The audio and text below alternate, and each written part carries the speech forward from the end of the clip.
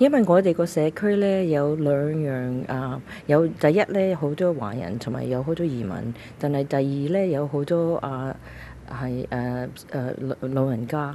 佢而家呢個區咧老人家咧係想申請一個老人senior centre，佢而家申請咗14年啦，所以我好希望如果我選入咗咧，咁樣我會幫佢哋做呢樣嘢。最大個感受咧係我有一個人啱啱前日話俾我聽，佢話我哋好開心你而家做咗3年啦。So they said to me, we're so happy that you hung in there and that you volunteered your time to be a candidate for the last 3 years. And so you've got my vote because you've showed a real commitment to this community. What happened is that when I was a child, I was always a volunteer. I was the library monitor, the street monitor, all of those things. So one of the things that I love to do is to help people and volunteer. And so when I was in grade 12, I got a job at the Strathcona Community Centre where I was a summer youth leader. And from there, they asked me to be the youth representative on their board of directors. So I spent 10 years sitting on the board because I wanted to accomplish certain things in the downtown east side and the Strathcona Community Centre. And during that time, we managed to raise a lot of money to renovate the community centre. We established the first breakfast program and the longest running breakfast program for those children in BC.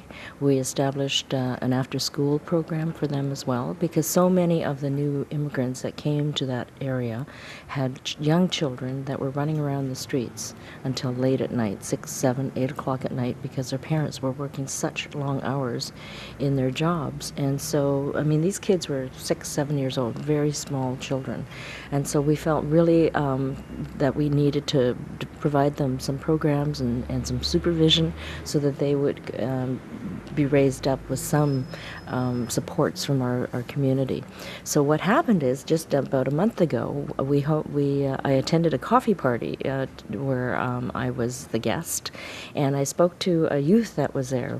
This was a coffee party for UBC students, and one of the UBC students came up to me and he said, I went to that breakfast program. I grew up in that neighborhood, and thank you so much for putting together that program for me because that's what helped me get through. One trading partner for many, many years has been the United States, so we've traded north to south.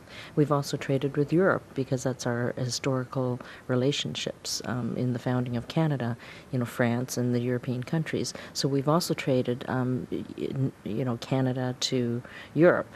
But now is the time, as I said, and the federal government and particularly the Harbour government with their vision and their leadership has recognized that now is the time for Asia Pacific. So we're going to be trading far more Canada to the east.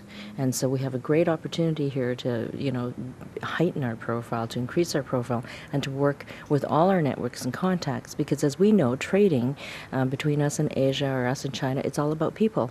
It's about businesses and people that know each other or form business relationships and etc. And so we know that those business contacts and those people that come here, the immigrants with their skills, their knowledge, their contacts, their networks are going to be of benefit to Canada because we can use those as bridges to trade with Asia.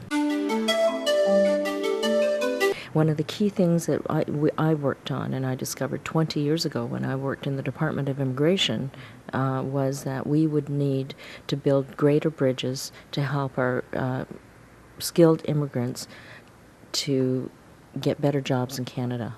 And because the Liberal government at that time did not do that, that's why we have all of these stories of people who have lost their professions, who are doctors driving taxi cabs, who are, engineers washing dishes in a kitchen.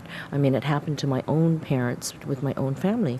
My father, who was a businessman in China, when he came to Canada, didn't have language skills, so he ended up working in a restaurant.